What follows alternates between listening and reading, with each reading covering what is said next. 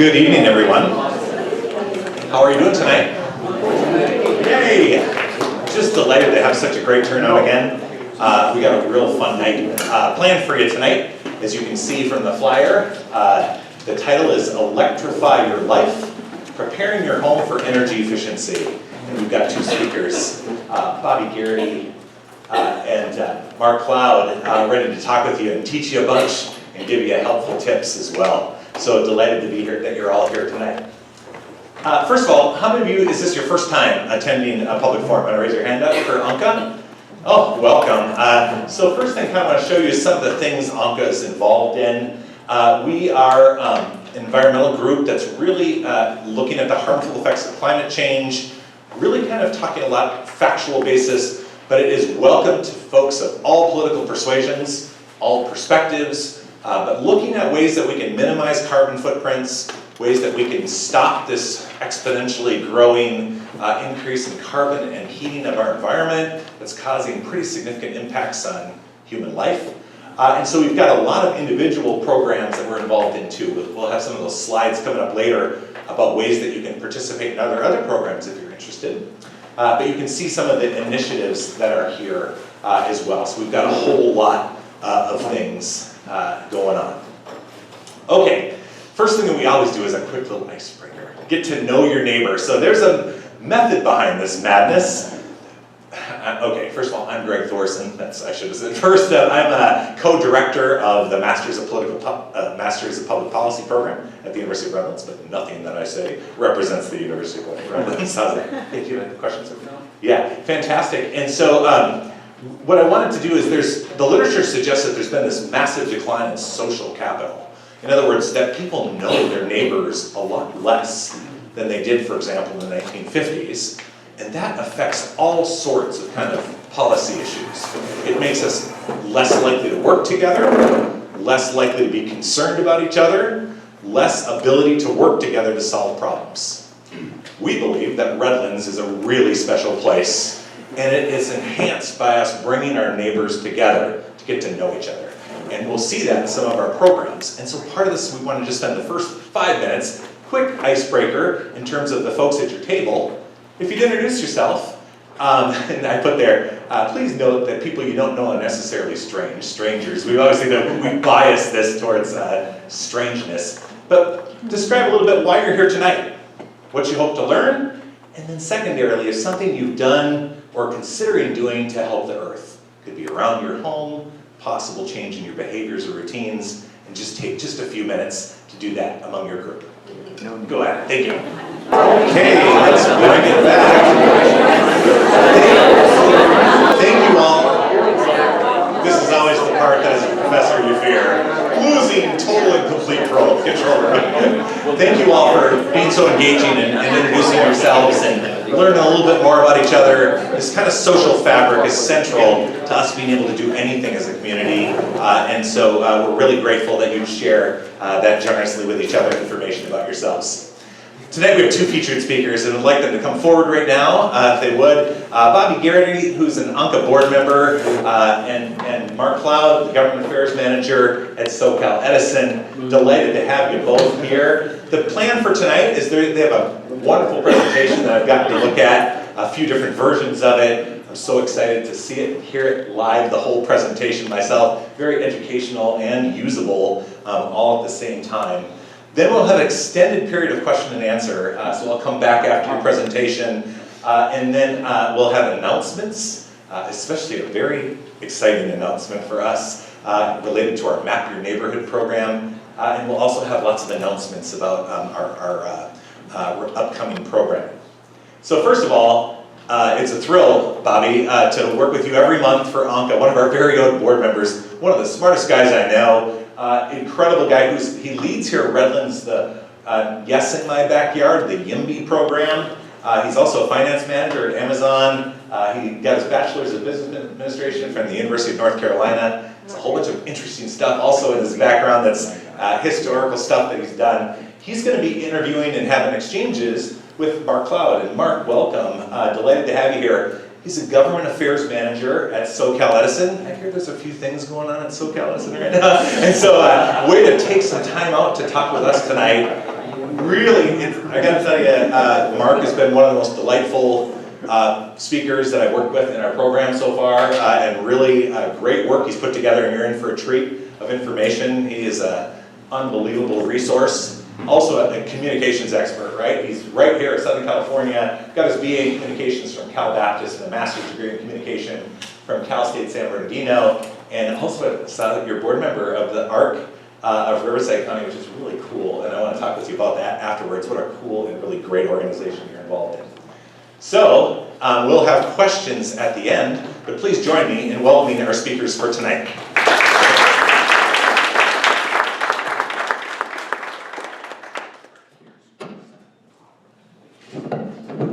Yeah, we're not the bottom.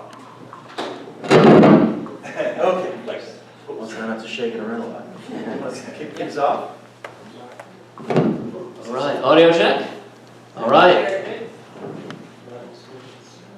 All right, well, good afternoon, good evening, everybody. Welcome to ANCA's monthly educational series. We are here primarily because climate change is one of the most significant threats of our time. The C word. When I started getting involved in climate advocacy, it was still at the stage where we were talking about what would happen at some point in the future. But in those few short years, we've already gotten to the point where we're talking about what's happening today. Of course, we all know the Palisades fire near Santa Monica and Malibu. And likewise, climate change is already bringing us more floods, droughts, hurricanes, and all sorts of other extreme weather events. This is, of course, due to greenhouse gases, primarily carbon dioxide. And as you'll see, after a brief dip from the pandemic, annual CO2 emissions are back to an all-time high. But this isn't even the most concerning part, because annual emissions are not what determines the severity of climate-related events. The 2025 emissions do not determine what kind of weather we will have in 2025.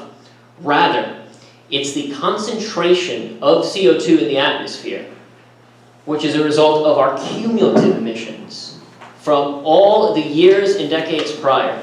Since the start of the Industrial Revolution through today, we have been increasing the concentration of CO2 in the atmosphere at an exponential rate because the yearly emissions have gone up. So because of this, we need to bring our yearly emissions down rapidly. We need to get to zero, and at some point and somehow we'll actually have to get to negative to go back down to pre-industrial levels. There's a lot we have to do to accomplish that. But there is a little bit of hope we can see. If we look at per capita emissions, and per capita just means you take the total number and divide it by the population, we see that's already going down, at least in the wealthy countries. Show of hands, how many of you knew, before seeing this graph, that per capita emissions in the United States actually peaked all the way back in the 1960s? Nobody? Not even Linda? All right, well, it did. And in the last decade, it's actually starting to go down pretty fast. So this is what today's talk is about. Your individual emissions. Now, per capita just means total divided by population, but what we're going to do here tonight is do something a little more specific and actually talk about the things that you can do in your own personal capacity to reduce emissions. Sure, maybe you can't control what giant steel mills are doing, or you can't control anyone else's actions, but there are a number of things that are completely within your own personal capacity to change and actually have a pretty significant impact. And that's the focus of our talk today. So with that, I'm going to pass it off to Mark to begin his part of the presentation. Thank you so much, Bobby. Can you hear me okay? Yeah. First of all, I was hoping I would get to do some ice breaking with Sharon here, because if you can see her card here, it's very decked out with wonderful flowers. I love hanging out with you too, but you got to see these shoes. Can we show the shoes? You got these shoes have flashlights on them. These are Crocs with lights. And I've never seen anything like it. It's a Christmas present. grid, and I thought if I walked 90, you could see me. Oh, we see you outside and inside. Here you go, Sharon. If those aren't invented yet, somebody invent those, because I'll buy it. Oh, yes. Sure, okay, gotcha. Well, thanks so much everybody for having me here today. I've been with Edison for a while now. I've been in the utility sector for, gosh, more than 15 years now, and a lot has changed even in that time, but a lot was building up to, even when I got into the business in 2010, things had already changed a lot, beginning in the start of this new century. And we're going to talk about the reasons why and some of the technology that we now have in place that we didn't have even, in some cases, 10 years ago. Before I do that, I want to say, was anyone at the Riverside, that's where I live, Redlands City Council meeting last night, or did you watch it? I was there, I gave a talk on wildfire mitigation work. And so we can talk a little bit about that if you're curious, but I want to say, if you experienced a PS outage, the public safety power shutoff, don't tell anybody, I call them BS, just kidding. They actually do serve a really, really good role. Obviously, they almost entirely remove the risk that our system will create a fire if the lines are de-energized. But it's not a science. We have to make a lot of judgment calls when and where to de-energize. And so if you experience one of those outages, I'm sorry, I know they're very uncomfortable, and we're going to get better at doing those over time. And eventually, hopefully, after we go through the deck here, you'll see maybe we won't even need PSPS in the future. So, but PSPS definitely part of, it's a mitigation strategy against what's happening with our climate, right? Dry conditions, low moisture levels, even in the ocean or near the ocean, at the beaches. We're an arid region here, and yet we're seeing arid moisture levels at the beaches too now. So that's really something to take notice of. Also, temperatures are high, and while we've always had Santa Ana winds, the event in January was much, much stronger than we've seen in many, many years. I hope that doesn't happen again for some time, but I think we'll be ready for it the next time it does. This was really a big event, and it really grabbed everyone's attention. All right. Let's move on. All right, a little bit about Edison. We've been around. Are you picking this up? All right. Sound level's okay on the micro? Okay, I got to speak on the mic here. You're free. You can go about the room. My word, thank you so much. I appreciate it. I have a hard time standing still in life. All right, we've been around for a long time. In fact, we've been around in some form or another since really the 1880s. So we've been around for a long, long time. Obviously, we're one of the largest utility companies in the country, both by scale, by size, right? We serve all of Southern California virtually, and by number of meters, which is about 5 million meters, meaning when you extrapolate to people who actually use the meter, we're talking about more like 15 million people in Southern California. The only areas not served by us are those served by the municipal utilities like Riverside Public Utilities and Colton Public Utilities and LADWP. That's the biggest muni, we call them munis, in California. Those are publicly owned utilities, POUs, and we, Edison is an IOU, an investor-owned utility. There are 3 of us in the state. Anyone want to name the other 2? Who can name the other 2? Yes, and? San Diego. Yes, San Diego and PG&E. Yes, exactly. And we're the other one. Let's talk about the monopoly, right? You all know that there is an energy monopoly in California. Essentially, you have to have us as your utility provider if you're in our jurisdiction. And there's a couple of reasons for that, and I make the case that it's actually a good thing because you really don't want anyone with a pickup truck and a ladder going up and trying to connect you to the power grid. It's our grid that we built and maintained over time. We have direct expertise in the space, and we don't want just anyone going up there to hook things up. So it's not like cable, and so that's one of the reasons why a monopoly, in this case, actually benefits the users from a safety perspective. But we operate under something called the Regulatory Compact, which is basically the agreement in California set up between the California Public Utilities Commission, our regulator, that's our main regulator, and the 3 investor-owned utilities. And basically what the Regulatory Compact says is we will let you have a monopoly, you 3 monopolies in California, but we're going to regulate you to the hilt, and we're going to put a lot of restrictions on you that you have to abide by. One of the things that, one of the big things that they've regulated for us is we don't actually generate revenue or profit for our shareholders. We're on the stock exchange, so we're publicly traded. A lot of our information, if you ever want to know about our company, is online because we are publicly traded. So if you want to find out anything about us in terms of how we're regulated, who leads us, what our balance sheets say, it's all online. I encourage you to look for that if you're curious. But we operate under the regulatory compact, which basically says we're going to let you have a monopoly, but we're going to regulate you. And one of the first things we're going to regulate is we're going to put a cap on how quickly and how much you want to increase your per kilowatt hour usage rates. You all pay a usage rate that's based on your per kilowatt hour usage, right? And so we actually don't generate profit by selling electricity. We only charge you what it costs us to generate, deliver, and then to get to your home safely and also maintain the grid. The profit for us actually comes from building things. So when we improve the system and build it up and make it safer and more reliable and more secure, we're allowed to tap onto each dollar, essentially, around 10% profit. So if a pole to install in the ground costs $100, we can charge back to the ratepayer $100, and then on top of that we get a 10% return on that investment. And so the incentive for us is not to jack up rates whenever we want to, when we feel like we need more money to invest in something. We don't do it that way. We only do it when we get approval from the California Public Utilities Commission. Every 4 years they take a look at rates. We look at the rates with them, and we all make a decision together essentially as to what the rates are going to look like. It's always good to keep up with inflation, but sometimes we also need to go above inflation to do things like invest in wildfire mitigation work and the energy transition, which is why we're all here tonight, which is my tie-in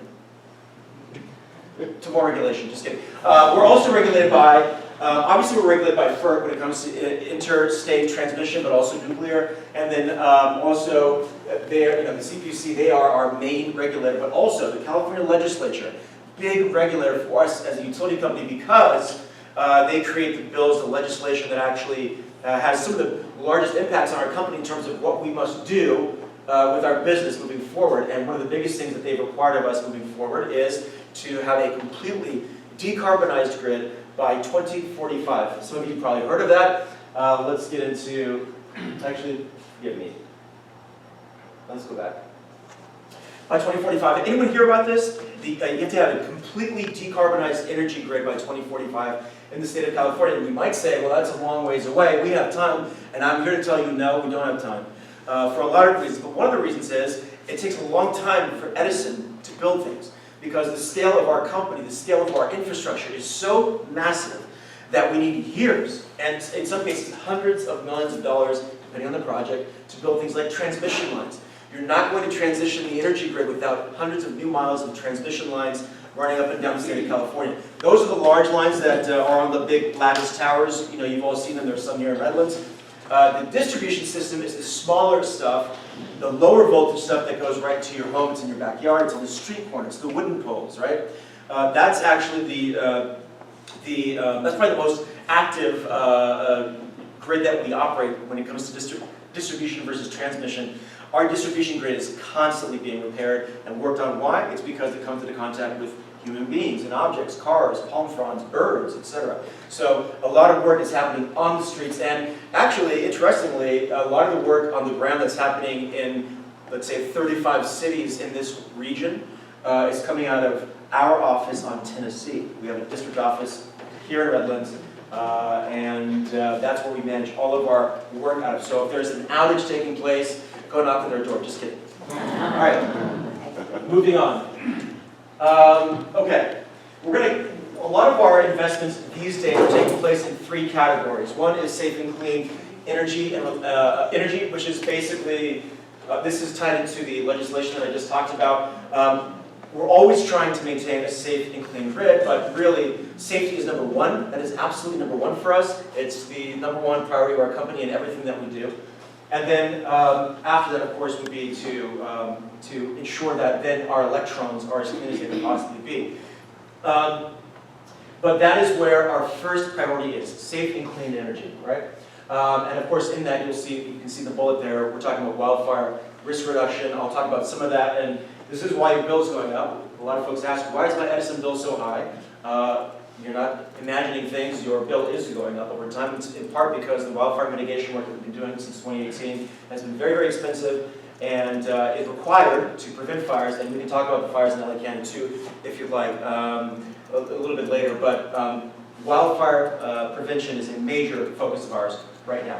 Obviously, and that ties into reliability. The other piece that we pour a lot of our dollars into is reliability. That is grid maintenance, the everyday stuff that has to happen in order for the grid to work properly.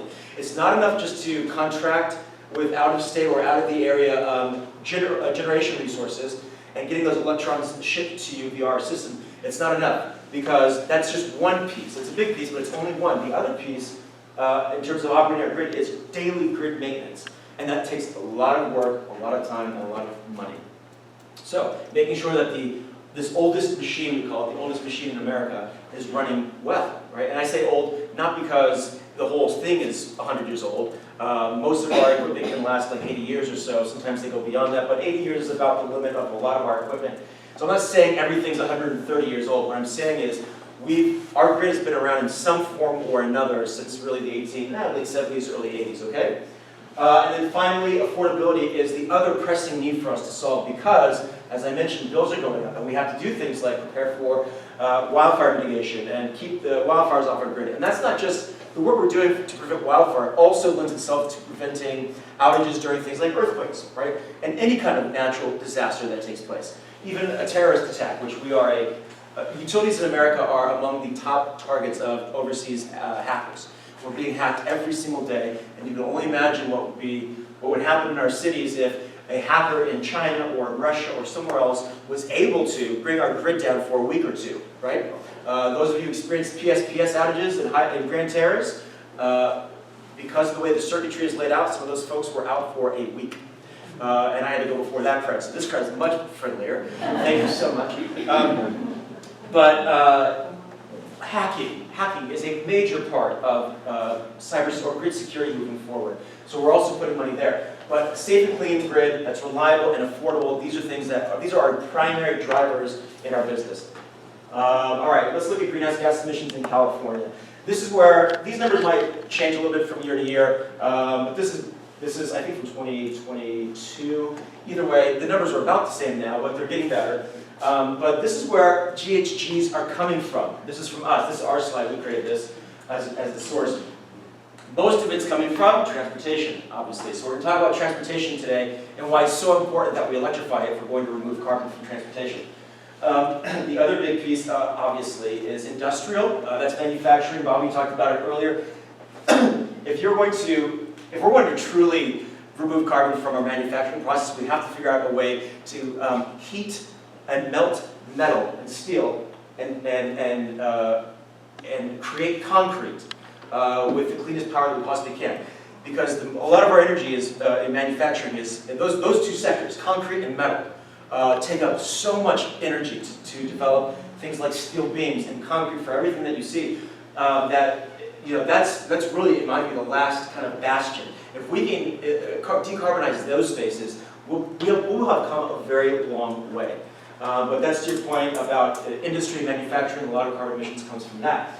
We're going to talk about, so this is our grid, electric power. Most of our power, as a state, as I mentioned earlier, the state says by 2045 you have to have a completely decarbonized grid, which means we can no longer at that point pull energy resources from, and this is really what this is really talking about is natural gas. Most of our power, our baseload power, comes from natural gas. That's still true today. And so natural gas going away is something that sometimes leaves us awake at night, wondering how are we going to achieve 100% decarbonized energy if we are kind of accelerating the removal of natural gas from our grid. So that's one of the big challenges we have to solve. We think we're going to get there, but not alone. It's going to take all of you, and really it's going to take other industries as well getting involved, including auto manufacturers. It's going to take the home builders. It's going to take the local city council people who dictate where and when homes and commercial buildings can actually be built. And so they're going to have to ask the question, do we want to do what other cities, let's say in the west side of LA, are doing or have done, which is to encourage builders in their cities to decarbonize their structures into buildings. In other words, building new buildings that cannot be powered by gas. There's no gas hookups at all. They're only electric hookups. So we are fully comfortable and confident that we can lead the energy transition from the energy sector, and we do think the future is electric-led. But we have a lot of building to do if we're going to hit this, and we'll get into some of that later. And then finally, agriculture obviously plays a role, and then residential commercial, we're talking about that today. We're going to talk about how you can reduce your carbon footprint from your home. All right, we want to be positive, obviously. We have some big challenges to face, but we also know that we can solve these challenges. We're smart people, we can figure this out, working together. The reason why I included this slide is because I wanted to show you that while we've made some gains in GHG reductions in California, we've also had some losses. And so if you notice, for example, recycling and waste, relatively flat, no change there. Electric power, we're doing all right. We're doing a lot better than we were in 2000, that's for sure. And we're getting better, and this has to come down. We have no choice. It was mandated by the legislature. So that's going to continue to fall. Industrial could go down obviously more, but again, we have the problem of the immense amount of power they need comes from all kinds of sources, not just renewable energy sources, but also things like natural gas. So they have to figure out how are we going to manufacture things if we're not relying on natural gas anymore. And so we have to work that out with them as their utility provider. And then let's look at transportation. Obviously, transportation, we've seen a lot of carbon reduction, emission reductions in California over the years, and that's a good thing. How many people drive an EV or a hybrid in here? Okay, I just got my first EV, I love it, I'm never going back. And it's not just because we're not emitting emissions from my tailpipe, which I love. I love just being able to sit in traffic even and idle if I'm at a stop or in the in and out line. I don't have to worry about idling, which is incredible, because idling is a problem too, right? You're just sitting there spewing carbon. So, not yet. So, EVs are one major way that the state is going to decarbonize the transportation sector, but we're not just talking about personal drivers, we're also talking about what? Even larger, perhaps. Trucks, trains, planes, trains, and automobiles. Who remembers that movie?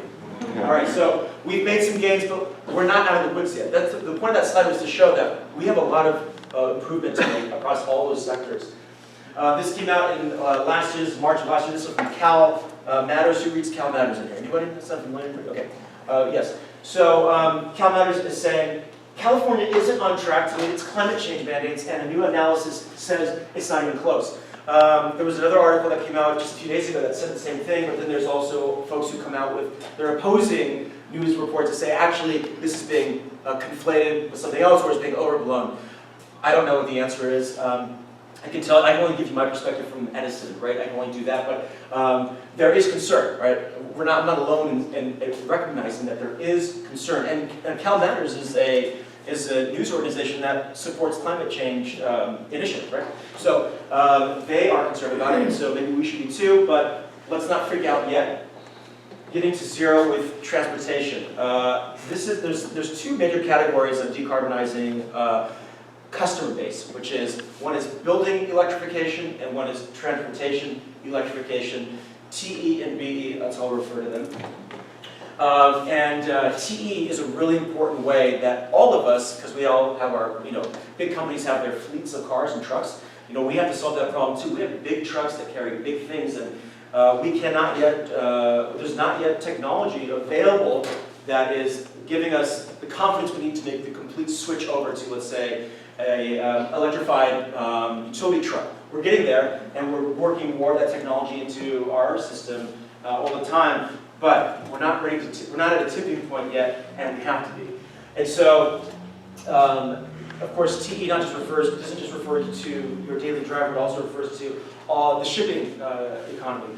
While we've made gains in terms of energy or emission reductions, thanks to organizations like CARB, one of the great things CARB did when I was a kid is they said, hey, wait a second, these cars that are coming out of Detroit or whatever at that time, these are dirty cars. Like we should do better. We should clean up these engines, and that's what they did. They, of course, required that of cars coming into California. And when I was a kid in the 80s, we're at Bryan Elementary School in downtown Riverside. We had flag days or smog days. Does anyone remember those? Did you remember that, Bobby? Did you have smog days? Okay. smog days, the school would literally put a flag on the recess yard. It was a yellow flag with a big black dot. And when you saw that, you knew you're not supposed to run today. And that's in the area where you could smell smog and you could feel it when you breathe it in. Now, we can still do that. It wasn't as bad. It's not as bad now as it was then, for sure. We've made gains. But what are we all doing now online that is increasing shipping in general and truck miles traveled? It's e-commerce. So we were thrown this giant curveball. Now, e-commerce is a major innovation, and we should be embracing it. We should be. But now we have to figure out, okay, now we've got e-commerce piece figured out, because for a long time people were saying, I'm not going to buy anything off Amazon. Now, of course, we're buying everything off Amazon, including socks and toothbrushes or whatever. So Amazon plays a role, the shipping sector plays a role, and we're not going to decarbonize transportation if those guys don't also switch to, EVs, let's say. With the drones, I thought there was going to be a day that my package would come on a drone and come on my porch.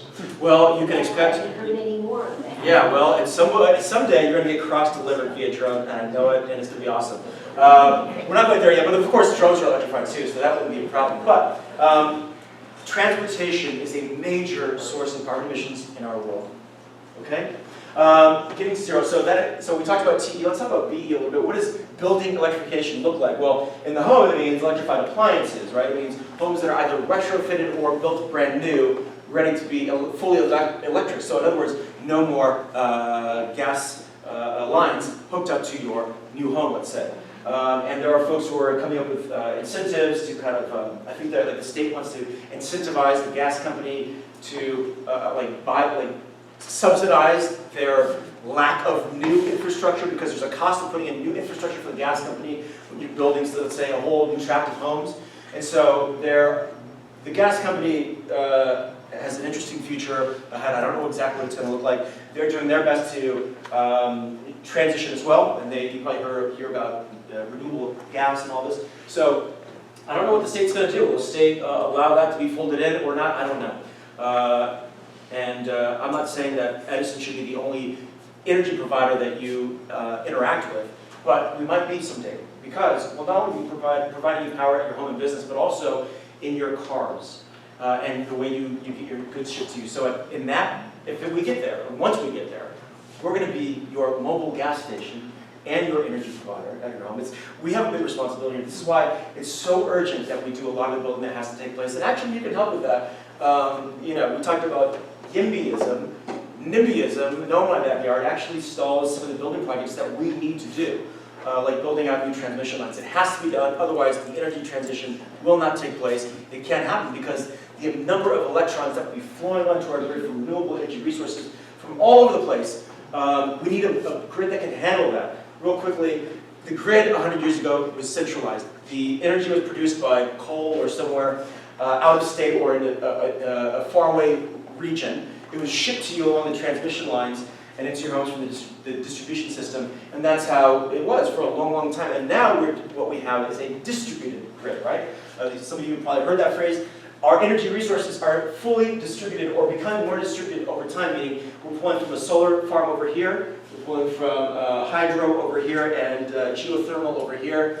And we're even, at some point, going to be tapping into your home and car batteries if you'll allow us, and we'll strike a deal. Maybe we'll give you some money if you let us tap into your batteries when we need to. It would be like demand response.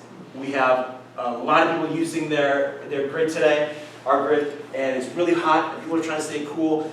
Instead of doing a flex alert, maybe we won't even need those in the future, hopefully. Maybe we can just pull electrons out of the batteries that you're not even using today, let's say. That could help, if we're doing that at scale, that could help get us out of some rough spots in the summertime. Obviously, we're a summer peaking utility. I didn't put the slide in there, so I'm going to stop. Yeah, no, do you want to see if we advance it? What happens? Oh, it doesn't. Oh, did I do that? No, it's not. We're Steve Herbal, did I do that? Okay, so when we're talking about the energy transition for Edison, what it means is building and transportation electrification, and it means a lot more renewables and a phasing out of natural gas. Okay, that's what it means for Edison and the other investor-owned utilities. So before we continue, Mark is going to go through a number of different options you have to electrify certain appliances and systems inside your home. But what I want to do first is talk about some of the inherent advantages that some of these have. So the largest source of energy consumption that the average person has is their car. The second largest one is heating and air conditioning. So air conditioning is, of course, already electric, but heating is not always. So we're going to talk a lot about heat pumps. But before we do, heat pumps are relatively new. They are, electric heating has been around for probably 2 centuries, I don't even know, very long time, but heat pumps are a different technology. Does anyone here know the difference between heat pumps and traditional resistive heaters? She does. I hope so. All right. So with a resistive heater, that simply converts electricity into heat. So all of the heat that you get out of it had to come from electricity that you, of course, had to pay for. Heat pumps, however, are basically air conditioners in reverse. Whereas an air conditioner pulls heat from inside your home and pushes it out, a heat pump is the exact same thing, working in reverse. Rather than using electricity to create that heat, it simply uses electricity to pull heat from the outside into your home, which is so much more efficient. And especially here in the IE, where we have such warm, mild winters, we especially see an enormous benefit from heat pumps over resistive heaters. So something I want you to keep in mind for tonight is when we're talking about making these switches, we're not just talking about changing the fuel source from oil and gas to electricity, and everything else is the same. We're actually, in many cases, in most cases up here, switching from a fundamentally better technology that's better for not just for the climate, not just even for your personal energy bill, but also for your health, which is something I'll come back to in a minute. But for now, I'll pass it off to you, Mark, to talk about what options people have for heat pumps and other things. Yeah, thank you so much. Do you want to say anything about heat pumps yet? No, okay. Heat pumps. I built during COVID, a lot of remote work is taking place. I built an ADU in my backyard for an office. I'm so glad I did because I have 3 little kids and they were driving me nuts. If you're watching this, kids, I love you. But I put in an electric heat pump because obviously I need to be cool when I'm working there in the summertime. And I have to say it works really, really well. I didn't install it, but it looked relatively simple to install and it was done really quickly. And it's honestly, they work really great. These are the ones that are like, well, there's a picture of it here. Let's see, this guy. I installed one of those, right? This ductless heat pump. So very, very good stuff to install, and that will help you remove carbon from your daily home use. All right. So let's get specific here. When we're talking about electrifying your home, what we're talking about, of course, is when you need to upgrade from your old gasified system, consider an electric system, right? That's one way of taking out a major source of carbon-emitting appliance from your home. It's the biggest thing, actually. You're heating and cooling your home, but here in Redlands, cooling your home is your biggest energy draw, typically. Not always, but typically, right? And so if you can and are able to, switching to an electrified appliance there is going to have a big impact on your personal carbon emissions at home. And of course, we're talking about cooking appliances. There are about 4 or 5 categories of major appliances that can be electrified at this time. And the other one, of course, is like for cooking. So a lot of folks are going to, in the future, switch from gasified natural gas cooktops to induction cooking. I have both in my home. I use, the home obviously is gasified, so I use that. Maybe I'll go to induction at some point, but I did buy for myself, speaking of Amazon, and a 1-pot induction stovetop, and I use it a lot. It's awesome. It cooks really fast. The heat technology there, I wouldn't recommend that you touch it, even though if you can't see a flame, don't touch it. It's glass, but it gets so hot so fast. And so I love it. And so that's one way, too, of going electric in your home, is to replace the cooking appliances with electrified appliances. And again, going back to this heat pump and water heater for savings, you do the same thing for that category of appliance as well. So what you're looking for basically is, where's all my energy going in my home? Well, it's usually going to these large appliances, and how can you then electrify them? And for everyone, it's going to be different, right? You might not be in place to actually buy a new electrified system, but maybe you are. And so maybe before you replace it with a gasified system, you can go ahead and just go for the gusto and get an electrified system.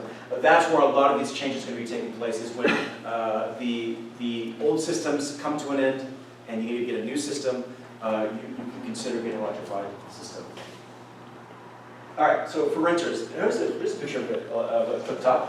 I don't have this specific one, but it's a lot like that, and they're awesome. Now, a lot of folks ask, how can renters decarbonize their electric home use? And so there's a couple things they can do. Obviously, they can buy a new or used EV. That's one way of, and that's for everybody, right? Anyone, whether you rent or buy, you can still do that. Portable induction cooktops, if your landlord isn't interested at all in switching out, and we've only got a few minutes left, so folks, so forgive me. We want to get to the questions, because we know you got some juicy ones. This is really where if you're a renter, this is where you could play a role in talking to your landlord or the management of the property and say, would you guys consider? Here are the benefits of going electric. Would you consider this? Can I help you? Maybe I can help you rile up the other renters here. We can petition you on this. That's one way renters can actually electrify their home use. They're obviously limited they're more limited than home owners. But there are things they can do. I'm not even going to talk about community solar because we don't have time. All right. One of the biggest or advantages to switching to electric is the cost savings. Now, the cost savings range, and I'm not an expert in the finances behind this technology. What I will say is there tends to be a general consensus that if you did replace these appliances with electric, you can save up to, in this case, $2,500 per year, and that's from Rewiring America. And so there are savings, but this also is where we come in. We have to do our best as a utility company to keep our per kilowatt hour rates as low as possible. Otherwise, the savings are going to be harder to come by. Believe me, it's not lost on us. We think about it every day. We constantly think about our ratepayers and everything that we do, because we know that everything that we do affects the ratepayer in some way. So we're constantly thinking about, do we need to do that in that way? Because it might raise, let's say, the bill a little bit too much for that specific thing. And so saving money is a big part of the energy transition. Incentives that we offer, we have rebates on basically everything that you'd want to convert to. So if it's an electrified appliance, you can get rebates from us on our website. We have something called our SCE Marketplace. Just Google it, SCE Marketplace. And that's where you'll find all of our rebates on all of our appliances, including things like the things we already mentioned. But also, for those of you interested in keeping your lights on when we shut you down, we'll give you rebates also on portable generators. Those are gasified. That's all we have right now. And then also portable power stations. Those are lithium-ion battery packs that are about this big, and they tend to keep your devices charged. If you're on oxygen, they can keep your oxygen machine going. Sometimes they can keep your refrigerator going if you're cooling medicines, for example. So if you can or don't want a portable generator, which is going to be spewing gas out in your backyard, don't use them inside. You can go for one of those power blocks, and those are really cool too. You can even take those camping, they're awesome. All right. So before we close, I want to highlight another benefit of electrifying your own home. And that's your own personal health. Our focus tonight, as it is with every ANCA Monthly, is the health of our planet and our Earth. But your own individual health is impacted by this too. Induction stoves are probably the best example of this, because gas stoves are actually very bad for your health. There's been a lot of research on this in recent years, and even just maybe like 5 to 7 years ago, it really wasn't that well known. But now we know that gas stoves emit large quantities of particulate matter.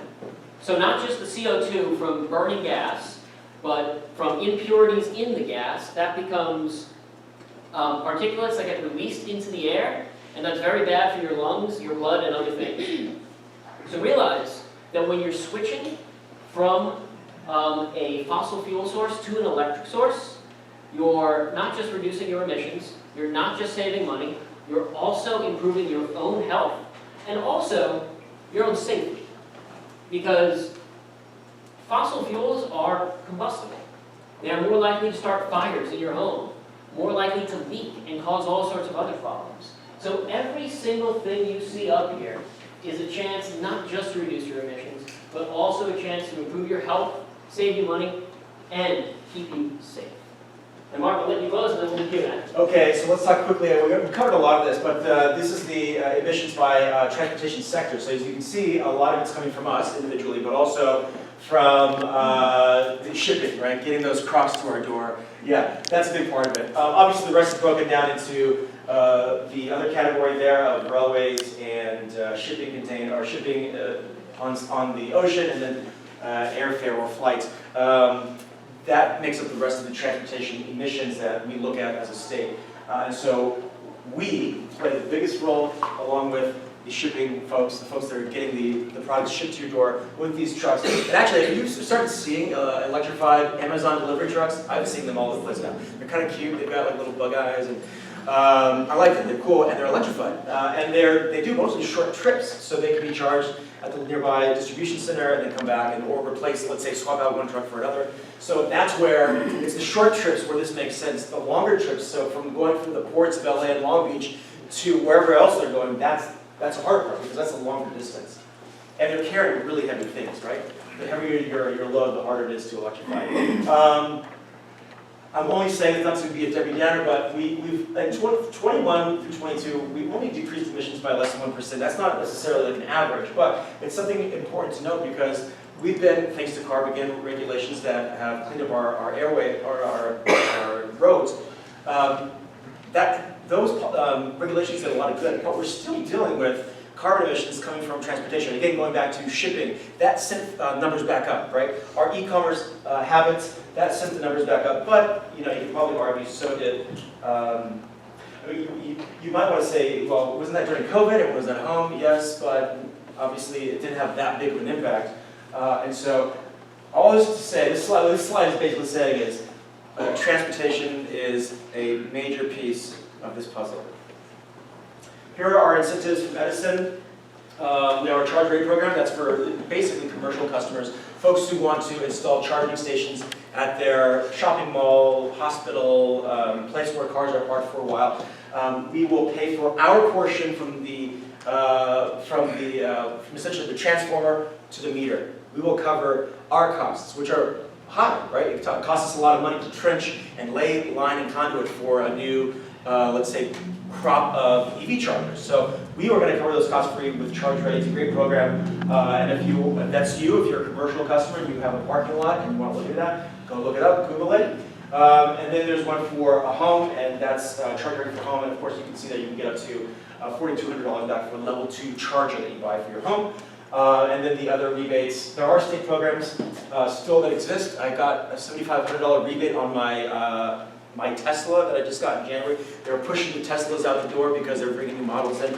And I got one of those good deals, which is a $7,500 instant rebate. It was incredible. So those deals still exist, but bear in mind, they're not guaranteed and they're not going to be here forever. You can't count on subsidies forever.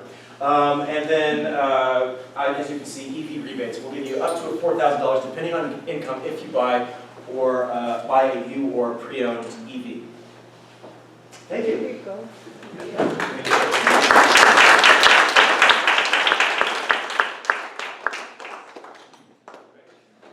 And now for the part that we've all been waiting for, it's going to be time for your questions.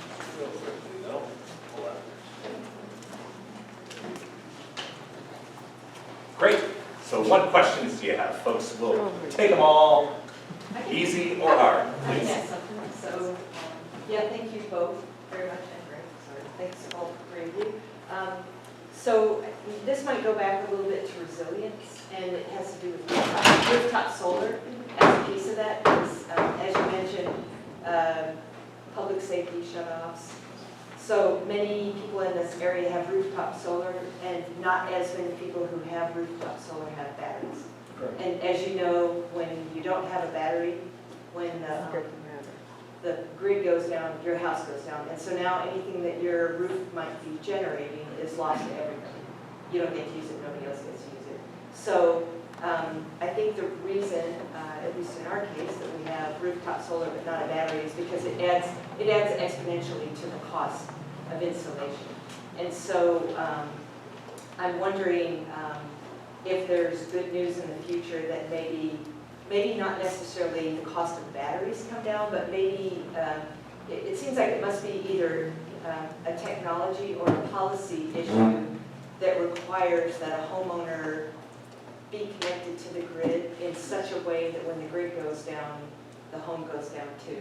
Is there something less than a $10,000 or $20,000 home battery that could make it so that our home was more resilient, you know, a $2,000 switch? Or if it's just a policy issue that we're not connected to the grid? I don't know, I'm kind of meandering on that question there. But I think that would help everybody, because for example, so in our home, we do have electric heating, we do have electric water heating, and so as soon as the grid went back up, now, now our solar panels are producing again, but they're not sharing with anybody else because we're reheating our home, we're reheating our water. So everything that got generated while the power was off was lost to everybody. So, meandering question.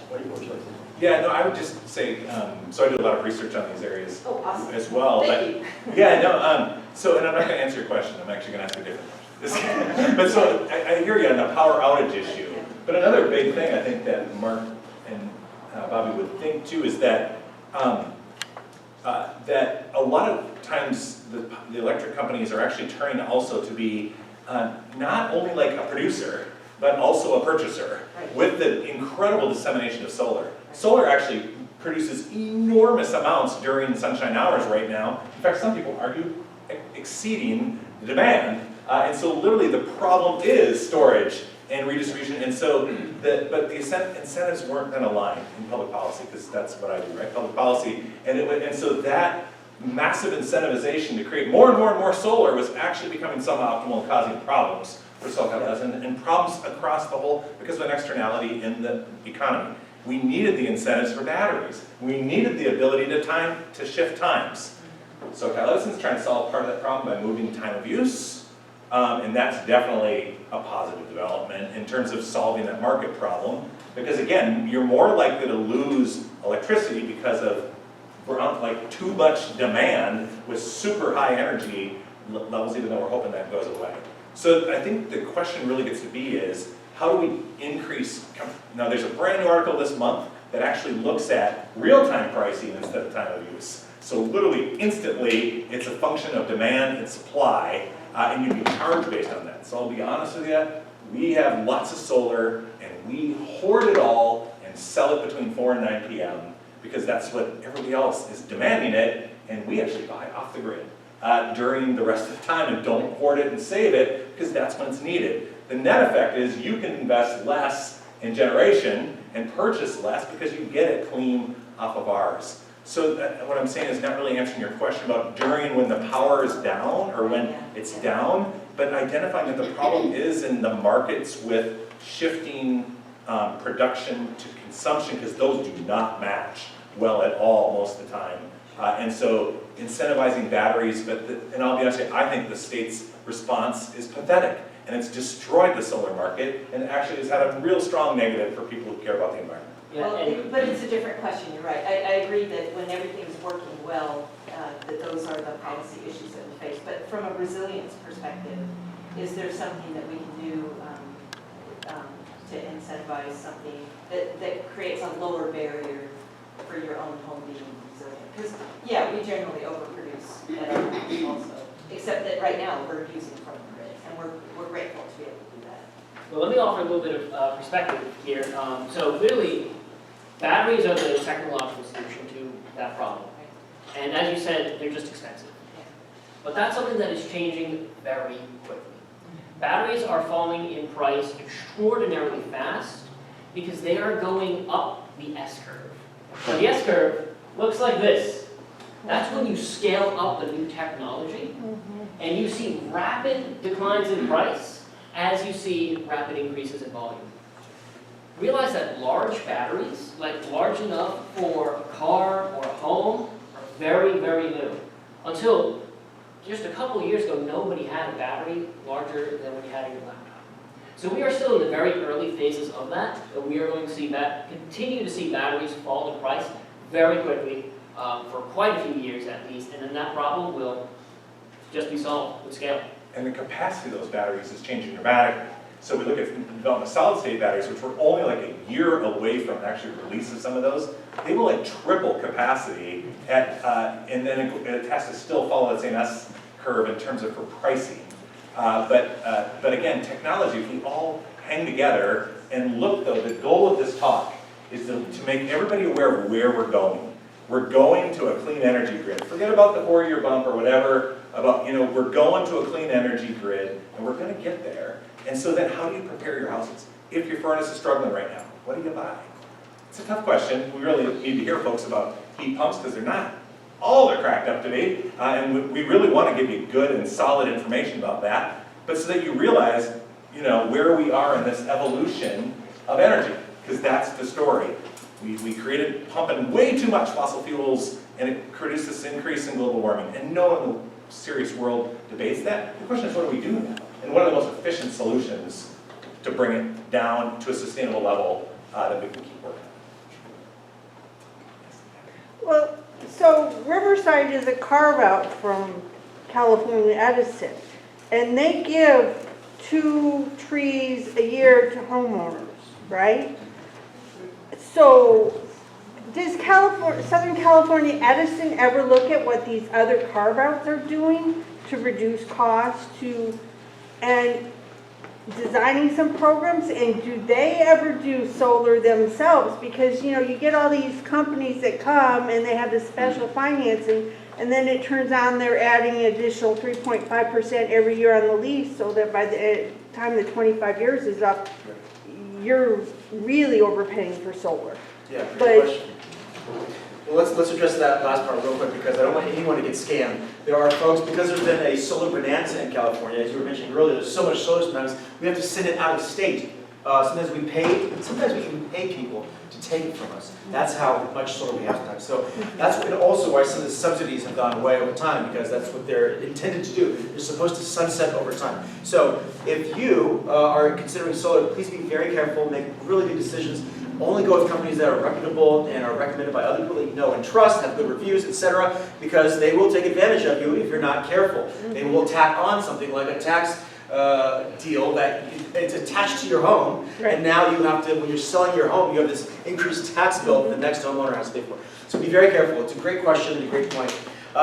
The answer is RPU. Do we watch what they're doing? Yes, and they watch what we do too. In fact, what's funny is before I worked at Edison, I worked at RPU, and I worked on that tree program. It was very, very popular, where we would give out, the reason why we were giving out trees, of course, is because, well, they had to shade the trees, because the whole purpose was we want to increase the tree canopy in Riverside, thereby reducing the need for, let's say, all the cooling that we would normally use. And it worked. Riverside, like Redlands, has a massive tree canopy. It's amazing. We are so fortunate to have a lot of trees in our region because we are in a semi-arid region, and not every city in the Inland Empire has that many trees. So you have a wonderful thing going on here. I don't know if we've ever considered it at Edison, but I can make the recommendation, and I'll say you told me about it. But as far as are we going to implement that at our company? I don't know. I don't think so. But we definitely have other incentives that RPU would have, like incentives on energy efficient appliances, EV rebates, etc. Outstanding. And so lots of your hands pop up, so we're going to try and go faster on our answers too. Yes, sir. Actually, 2 questions. One's easy. Is there any rebate available for hybrid vehicles as opposed to full EV? I don't think so. But check back. Because we will occasionally, and we do this every year, we really look at all of our programs and say, should we increase the incentive here and build this one up more, or should we bring in new technology? And so we're constantly looking at technology, and I don't think we are offering rebates on hybrids right now. I can check for you, but I think the answer is no. That doesn't mean we don't want to in the future, but really as a goal of our company, it's really to get you into electric vehicles, fully electric vehicles. Yeah, the other one involves installing solar. I know you probably can't recommend specific contractors, but is there a list that we could refer to? Because I'm looking at it right now. There's so many people out there. Yes. Yeah, we can actually. Riverside Public Utilities can't because they're a government organization. They can't recommend, but we can. We have to be careful with how we do it, but we do have a list. And I don't have a link for you, but if you Google SCE solar list, you should be able to find it. And if you don't, I brought cards. Please email me. Yes, ma'am. The And then, sir, can I just add on real quick? You'd also want to do a quick Oh. Google search for It's a state follow-up, level right? initiatives for SoCal Edison's not the only rebater in town. So also look for the state level rebates for California. Well, in federal taxes, right? And they used to, I don't know if they still do, but the hybrids would qualify if they had the battery as well. So if you had a plug-in hybrid, it was subject to a rebate on your taxes. Yeah. So that's how some of the incentives come in. They come in the form of sometimes instant rebates, right? Like I got a Tesla, or they come in the form of a tax credit from the state or federal government. Federal government, obviously, it's changed hands, so we don't know what's going to happen with the incentives there. But California will probably continue to offer those, sure. And then if you're interested in that, be careful of differences between sales and leases. Sometimes if you don't qualify for sales, you'll still qualify for lease. Yes? Very general questions, 3, simple question. I think I know the answer, but I'd like to hear from experts. First, is hydrogen considered green energy? Second, what's the reason or rationale behind people promote CNG, like we have CNG bus and CNG truck? So what's the rationale behind that? And third is, we're talking about electrified homes, but the source of electricity, how do we deal with gas-fired power plant or oil-fired power plant? Thank you. So I'll take the hydrogen question. The question was, is hydrogen green? And the answer is, right now, no. In the future, maybe. Because the immediate use of hydrogen does not produce emissions, but currently it does consume a lot of emissions to produce that hydrogen. So for now, hydrogen would be a very bad idea for cars. That's why that has failed. It's a very bad idea for trains. Hopefully nobody's trying that. But it could have a use in things like shipping. And maybe one day that could be how we decarbonize airplanes. But that's still a ways away, so that's why the best answer I can give to you is maybe. And one of y'all want to take the other two? Yeah, I think the CNG answer is, it's a little bit dated. In other words, the oil was coal was usually the dirtiest source. Oil, natural gas was seen as a benefit to the environment over oil. Then there was clean natural gas, which was produced in a manner that even produced emissions lower than regular natural gas. None of them compare favorably, though, to electric. Well, I should say electric, clean-based electric. And so the point is that Mark and SCE and the whole energy production folks are going from a place where they were a pretty significant emitter, kind of the bad thing, I'm going to say, in other words, sorry, and then moving towards a totally clean energy by 2045. And so the way we think about plugging into the electric grid has changed. Before, you would never heard of an environmental group saying, hey, let's invite it and all go electric. It would have been kind of the opposite. And so it's just the grid has been mandated to go in that direction. Plus, quite honestly, they've taken initiatives that even speed it up beyond that. Yeah. I'll say this on hydrogen. We like hydrogen. In fact, we like all the technologies that are coming out that will reduce carbon emissions. The question is for us as a company is, can we scale it? Can we apply it at grid scale? We have a massive scale. Our company is huge, right? As I mentioned, the system, the machine is huge. So we have to be able to scale it up affordably in a way that makes sense. And right now, hydrogen is not an affordable way to deliver energy at scale. It only works right now in pilot projects, let's say, or in much smaller applications. As it relates to, is it clean or renewable? When you can power the electrolyzers, the technology in hydrogen with solar, you'll have something special. Because now you have clean electricity powering the hydrogen machine, the electrolyzers, and that's kind of the missing link. So yeah, go ahead. The question about the gas-fired power plant and oil-fired power plant, Yes. Are we moving out, is gradually remove this Yes. out of the system? Yes, they are being, yes, the answer is yes. The question is how quickly will that happen? I don't know.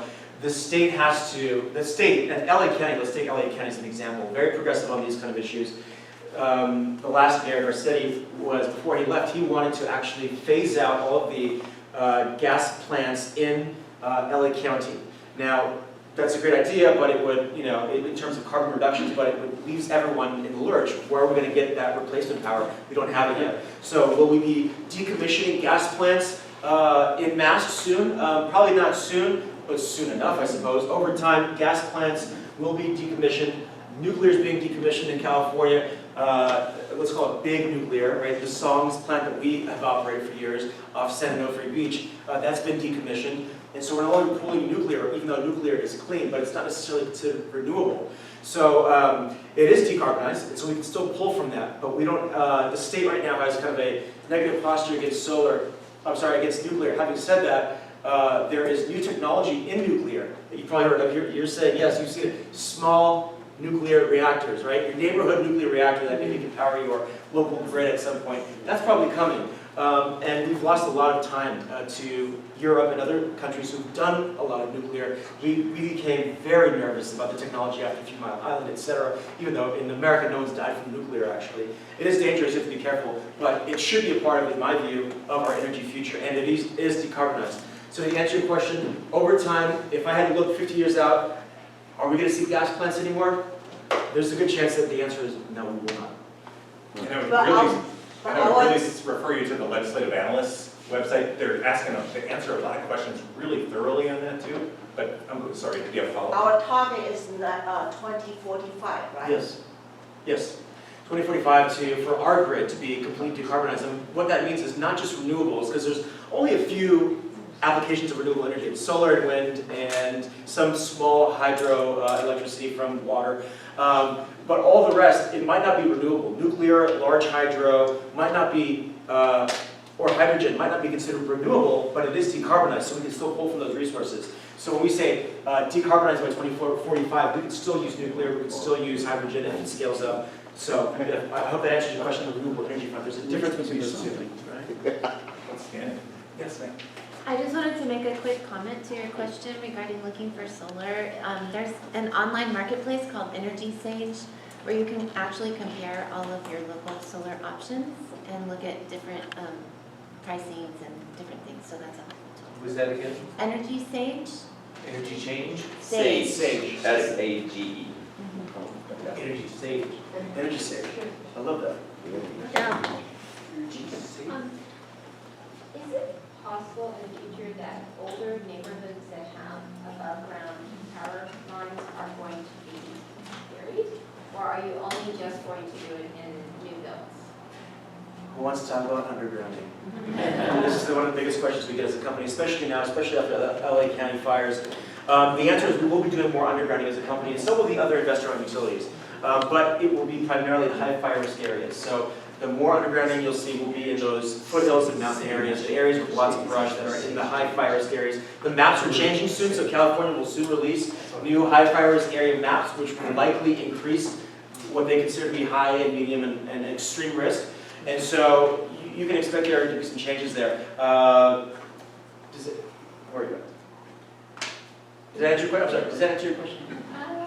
We're going to be doing more. It's not going to happen in the distribution system, which means the street level system, and it's probably not going to happen in older areas. It's a cost issue, really, and it's also operational. We're an above ground utility company. It's much, much harder for us to operate the grid when the lines are below ground. They're prettier, and there is a reduction in fire risk, but it's not a magic bullet, and it creates new problems for us to solve. But we will be doing more undergrounding, absolutely. It probably won't be in the old neighborhoods, though. This is not a well thought out question, but I always think about how when you think about electricity and the fires that your companies are responsible for, I always think, like, why are we not mitigating those fire risks better? What is the answer to that? Like, why does our fire department not go out and make sure that people are getting rid of things that are causing fires in the neighborhoods? Things like that. I'll give you Edison's perspective. Again, going back to your bill being so high, one of the reasons why your bill is high these days in California is because we've been pouring hundreds and hundreds of millions of dollars into wildfire mitigation. We call it wildfire mitigation, you might call it grid hardening, or fireproofing. So what does that mean? It means replacing wooden poles with synthetic poles and wrapping above ground power lines with a synthetic material that protects them from sparking. That's another thing that we're investing a lot of money in. It means technology on all the poles that we have throughout the neighborhood that have things like weather stations on them now that feed us data that we need to make decisions about when and where to de-energize power lines or circuitry when the winds are high. So just so you know, we don't just close our eyes and do this. The decision to de-energize circuits is very prescriptive. It follows a very clear path, and it's made by lots of really smart people, including meteorologists on staff. And so those meteorologists are pulling data from our poles with those weather stations. So what is Edison doing to prevent fire or reduce the risk? A lot. In fact, in high fire risk areas, we've reduced the risk by something like 80% with this covered conductor material. So it's really effective. We just have 3 minutes left. Let's try and get a couple of these questions. Hi, my question is regarding residential standalone photovoltaic systems. I know that some power companies allow them and Edison does not. Other than money, what would be the corporate answer for that? Well, so we now have a bidirectional grid. Remember I mentioned earlier the grid used to be centralized and now it's decentralized, but it's not just decentralized, it's bidirectional, meaning the electrons are flowing in multiple different directions at the same time. So you're sending power back to our grid, and we need to be ready for that. And so what does that mean? It means we need to beef up our infrastructure, we need new substations, we need thicker cables. Literally the cables need to increase in diameter to handle all the new electrons coming on from all the different renewable energy resources that are coming into play here, including rooftop solar and let's say a solar farm. We have to be ready for that. So one of the things we take into consideration around how welcoming we are of different forms of solar configurations, let's say, is can our local grid handle it? Can we handle this new bidirectional power flow where people are sending power to us not just from their solar systems, but also from their car batteries? As I mentioned earlier, we might be asking you, can we use some of your electrons? We'll pay you. Can we use some though? We need them. We have to be able to receive those, and that requires a lot of grid investment. Old-fashioned, getting our hands dirty, investment in the grid that actually beefs up the capacity. So we're not opposed at all to solar, but we have challenges that folks probably don't even realize when it comes to bringing on new waves of solar and wind and all other forms of renewables as well. Now, standalone, that would not be an issue. There would be no connection to the grid. So, and some power companies do allow that, but Edison does not. I can't speak for other utility companies. What I will tell you is Title 24 in California says essentially you can't cut the cord. And a lot of folks say in California, well, I'm going off grid, I'm getting solar and batteries. I don't have to worry about Edison anymore. You'll hear the radio commercials that will say this. And it's not true. You cannot cut the cord in California. You have to remain connected, interconnected safely to the power grid. The state looks, and it's not our policy, it's state policy, Title 24 building codes, but also sometimes the municipalities have their own restrictions around cutting the cord and going off on your own, going solar on your own, because there's a fire concern. We can't allow a bunch of people, the state says, we can't allow an entire neighborhood, let's say, to go completely solar. And if there's a major, let's say there's a grid interruption that impacts that neighborhood, they're all off the grid now. They're not even connected to us in any way anymore, and now they're at risk for health problems around things like heating and cooling. Heating at night, cooling during the day. It becomes a health issue for the state. So the state would say it's not safe to go off grid. That's what they would say. We don't necessarily have a strict policy on that per se, but we do follow what they say. But it's allowed in some areas? It's allowed in some areas? In California, no. Title 24 regulates all building codes in California, the whole state. Do other municipal utilities? They're not governed at all by the CPUC, and in many ways, not even the legislature. They're governed by their own city councils and their own boards. They might have policies that are different from us on that, but you're not a municipal utility here, right? Yeah, we have to wrap up, but sir, you're headed to one last question. Yeah, just really quick, have you heard of using car batteries, recycling them for home? Yes. Is that happening now, or is that in the future? Or? That's the future. We're still trying to figure out what are we going to do with all these spent batteries from your garage and from your car. Well, because as I think you all know, they reduce their ability to remain fully optimized while you use them goes down over time. In other words, their capacity goes down over time. And so what do you do when you have a bunch of batteries that have 10% capacity left? Well, there are folks who are saying let's collect them and group them together and tap into them as a new, let's say, energy resource that we can use in some applications. Not all, it won't power the grid, but can you use it as a demand response technology? I think you can. So that's not happening yet at scale, but people are talking about that as a way to reuse batteries and get every last electron out of them. The other thing to keep in mind when it comes to batteries is lithium-ion batteries is just one form of energy storage. It's the leading form. It's the most cost-effective, scalable form. But it also has lots of downsides like extraction mining, right? Strip mining from all over the world. And so we have to ask ourselves, do we want, there's trade-offs with everything that we do. So if we're going to rely on lithium-ion batteries, we all better get comfortable with strip mining in Africa. Or the lithium mine that we have, the deposit in Salton Sea. Did you all know we have one of the largest lithium deposits in the world is there in Salton Sea?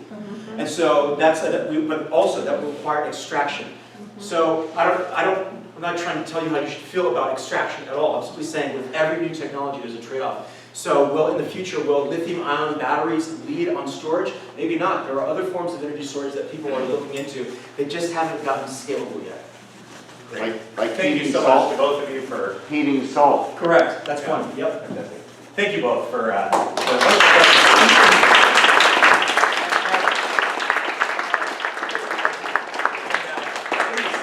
afterwards if you want to ask a question a little bit, but thank you both very much.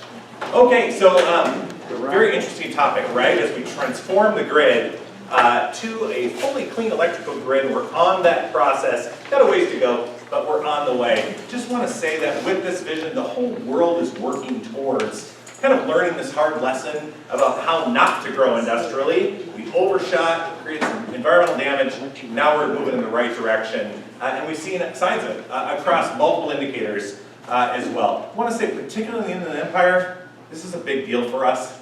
The problem of global warming is global, but we have a particular problem with air quality. The great news is that when we reduce emissions locally and do a lot of these things locally, the co-pollutants go down dramatically, and it will have a big effect on our air quality in terms of particularly particulate and things that really affect our health here in the Inland Empire. So we urge you to be positive, be solutions-oriented, and be aware, though, of the changes that are taking place as you make the decisions about your decisions in your house. Just have a few more announcements, and a very exciting announcement from Kathy Cochran. Can you please come up? Please join me in welcoming her.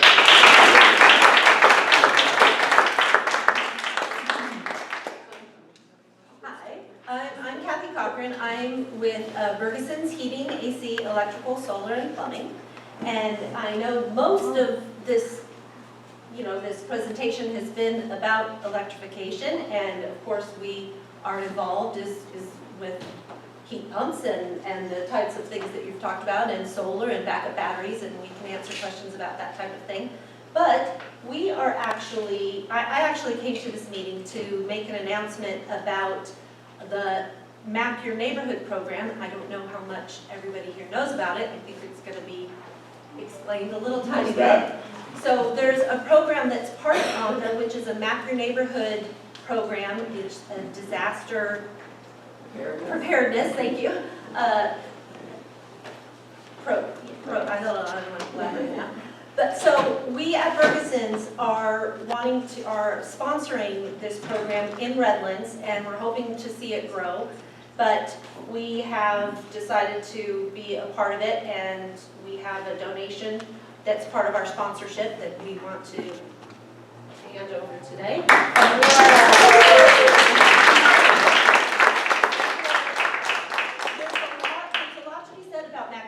And I'm not really the spokesperson for that, but I did just want to say that we at Bergeson's are very happy to be a part of that program, which is going into communities and helping people meet their neighbors and become reliant on each other for that type of thing. So I know that there's a lot more to be said about it. I don't know who's going to be I'm going to announce it next, about it, okay. But we also just, as we were here, and we know this is about electrification, I brought a raffle prize, I suppose, for a residential electrical service check. Oh, wow. And it's a $249 value, and we would be happy to come out and check your home, check your electrical system in your home. And pull out a number, so get out here. I just want to say, Kathy is my neighbor, first of all. We live at the Braemar Salon here in Redlands. And one day I just had this quick thought, oh my gosh, I bet that would be a company that would be Okay. a great partnership for our neighborhood disaster preparedness work. And so I talked to Kathy, she liked the idea, and I got to know Bergeson's, the company, as we talked about this partnership. And they started in Redlands in 49. Right. My last name is Cochran, but I am a third generation Bergeson. Yeah. My grandfather So started. that's the whole family, it's a family-owned business, they have a stellar reputation, which is one reason why I was very excited about this partnership. So I just want to add my personal thank you to Bergesons for sponsoring us, for believing in us, and believe me, this lady here really has her heart in climate, all things related to climate, and we're just so happy to have that commitment here. Thank you. A couple of quick announcements before we let you go. First of all, that Map Your Neighborhood program that you heard about, which is even on it, wave your hands up, there you go. So this is, if you'd like to sign up or learn more tonight, we'll be here for a little while to talk about that. The idea is it's disaster preparedness. And so this is the Bergeson supported program. And basically, what will you do in your neighborhood if there's a significant disaster? And this Map Your Neighborhood is a curriculum developed by FEMA and by CERT and delivered here. And so we're a partner in that, and we have developed facilitators. So you basically decide to host 15 to 20 households.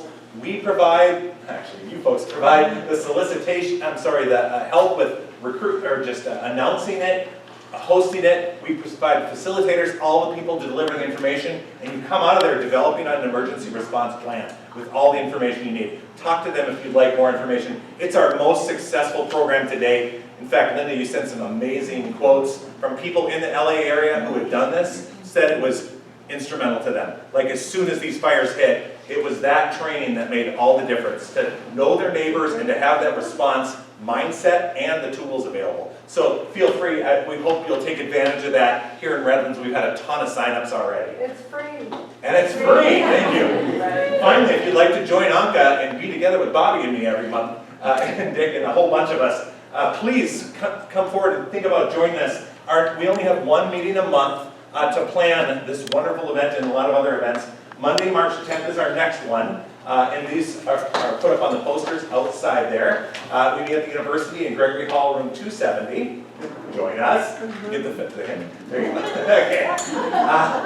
And then our upcoming event, I'm really excited. Dick has been the lead on this program. March 19th, Landscape Transformations. Goodbye lawn, hello sustainable yard. And if you'd like to do this or learn more about it, these are particularly going to be low-cost ways to transform that, reduce your water bill dramatically, be better for the environment, be what's appropriate type of landscaping for our region. Oops, that's a little too much. But anyway, so that's what our program's coming up. This is on the side as well. You can register with the QR code there. I would encourage you to do that. Finally, our book of the month club is Peril of the Sower. Really incredible dystopian novel. Lots of folks are reading it for a lot of different